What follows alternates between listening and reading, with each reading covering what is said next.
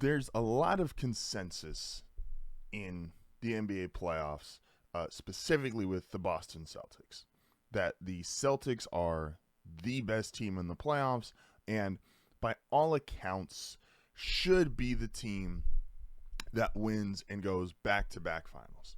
And I said this during my predictions, breaking down the bracket. Yes, despite that I have the Bucks going to the finals because of my belief in Giannis as an all-time great player, I've said the Celtics are the best team. They should be the team that wins. They should just, even against Giannis, even against the Bucks, they should just hit 30, 40 threes multiple times, or 20 plus threes, and just blow them out several times a game, and they should win that series. Here's the problem, though, and this is where I think the Celtics need to be worried.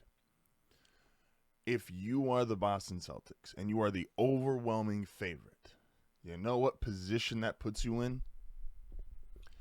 The same position the Bucks were in a few years ago. Giannis coming off the 50-point game in Game 7 to beat the Suns, and they were the overwhelming favorite, and then lost in the second round the following year. The same position that Jokic and the Nuggets were in last year when they were the overwhelming favorites when they were the defending champions and were supposed to win it again. These teams that we feel like should be overwhelming favorites, these teams that we feel like should absolutely win the title, there's a reason they all don't. And I'm not in here to tell you what's wrong with the Celtics. I'm not in here to tell you why I think they're not obviously a great team. But what I am here to tell you is why they should be extremely cautious, even though they are the overwhelming favorite by most accounts, by sports books, by fans, by media, to repeat as NBA champions. If you are the Celtics, the way you play inherently is going to create certain series and certain styles of games.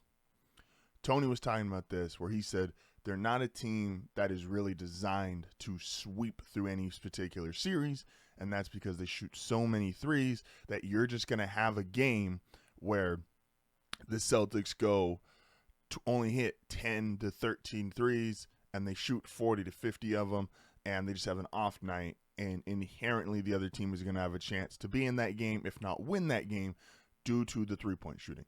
So your own style becomes volatile. Similar to Jokic on the Nuggets, Giannis with the Bucks. If they didn't have these all-time great games or these all-time great series, the teams were clearly not championship built as an entirety of a roster. They were designed around these all-time great players who did not perform up to the standard that they needed to win a title. So inherently, the Celtics could very easily not win a game or even not win a series just due to the style of basketball that they play. Secondly, if you are the Celtics, again, Jason Tatum, I think, is a fantastic player. I think he's a top 5 player. And I think if he were to win this and he gets back-to-back titles, we're going to have some real conversations of, is he a top 2 player? Is he a top 3 player if he gets back-to-back titles? But if you're only considered that high because of your accomplishments, and that's going to sound weird, but if you were to be considered that high because of your accomplishments, but we don't necessarily look at you just as from pure talent or raw basketball ability, again, I don't think they're going to have, if they play the Bucks, I don't think they have the best player in that series. And a lot of people feel like if they were against potential final matchups, if they were to play Denver, Jokic is the best player in that series. I don't think Denver can get to the finals. If they were to play the Thunder, I do think there's going to be a lot of people who argue SGA is the best player in that series. And I would actually push back somewhat on that. I think Tatum is better than SGA, but you're going to have people that argue SGA is better than Tatum right now. And if you were to even play a very trendy pick, either the trendy pick of the Clippers, who I have in the Western Conference Finals, if Kawhi has a great run, there's going to be people that will tell you that playoff Kawhi is better than a playoff Jason Tatum. And the other really trendy pick, the Warriors, are they going to say they're better than Steph? So you're not going to have this all-time dominant player who's just going crazy and that leads you to a title. You're going to lose games just inherently just due to the nature of the way you play offense and the way you play basketball. So if you're the Celtics, and the Celtics are the best team, and I know this is going to sound crazy, and it always does, but it's just the way playoff basketball works. They are the best team. And over the course of a regular season, and I think this is why we don't look at the Thunder or the Cavs in the same light. We give the Celtics the respect because they're the defending champions. But the Thunder and Cavs, we understand, are great teams.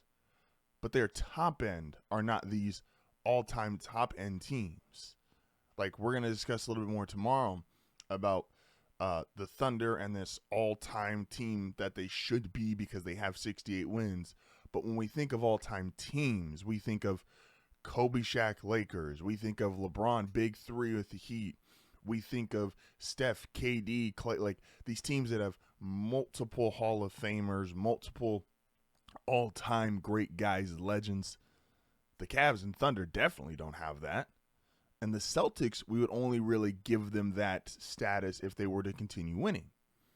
So is Peyton Pritchard going to be the guy in the playoffs again? Is Kristaps going to be as dependable as he was last year in the playoffs? Is someone like Al Horford going to continue to be able to, at his advanced age, continue to play big in big moments? So again, and I know it sounds crazy because the Celtics, again, are the overwhelming favorites to win the title. And they should be. If you're just doing this on a pure betting perspective, who should be the favorites? They absolutely should be. But so were the Nuggets. So were the Bucks. Just because you are the overwhelming favorite does not mean you are guaranteed to win it. So if I'm the Celtics, proceed with a little bit of caution. Just saying. Proceed with a little bit of caution. A little caution never hurt anybody. Moving on to a trendy pick that I keep going after because I'm trying to make sense of it in my head, and so maybe I just got to talk it out enough where I can understand where everybody else's mind is at. The Warriors and Rockets are going to play, and there's a lot of people have been saying this. Oh, the Warriors might have saved their season because they got rest, and now they get to play Houston, and Houston's too young, and the Warriors are going to take advantage of them because they've got all this championship experience, and now they're going to be rested. Look, one of the hardest things for any sports fan, I feel like, to do is admit when something is over. And this doesn't even have to be like if you root for an all-time team or not. If you just root for a good team or a handful of good players, admitting when they're no longer as good as they've been is tough. It is. It's just tough. The Warriors, who I feel like are getting a lot of love because we still see these players who were part of the dynasty, and we still see these moments. We see Steph hit the 50-point game, the 40-point game. Still see Steph hit big shots in the play-in game. And we just think, oh, okay, cool, they can still do it. The reality is they can't. Ask yourself, take away their resumes, which are obviously going to be the Warriors' resumes, just Steph and Draymond alone, are going to be better than anyone in the NBA besides LeBron. What do they do better than Houston? Because it's not defense, and the Warriors are a good defensive team, not a great defensive team. But Draymond, even though I don't think he should win Defensive Player of the Year, they've clearly been a better defensive team, him and Jimmy, these last 30 games. But they're not a better defense than the Rockets. They shoot better than the Rockets. I mean, Steph does on any given night, but we've also seen Steph have 4- and 5-point games. We saw Steph struggle against this same Houston team, which is one of his 4-point games. So they're not necessarily better as a whole, a better shooting team than the Rockets. They don't have more depth than Houston. And there's a really strong argument. They're not even going to have the best player in terms of productivity every night against the Rockets. look, Steph is amazing. We love Steph. He's one of the 10 to 12 greatest players ever. He has given us moments that we just all have in the back of our heads. And he has done what he's done for the NBA. Can't take that away from him. Look how the Warriors dealt with Zach Edey the other night. Zach Edey, who is maybe was going to turn into a really good player, and I get it, he's 7'4", 7'3", big dude, but he's not that kind of player yet. But he looked it against the Warriors because they are really, really small. And guess who is a really good player already? A guy who's going to get all NBA votes.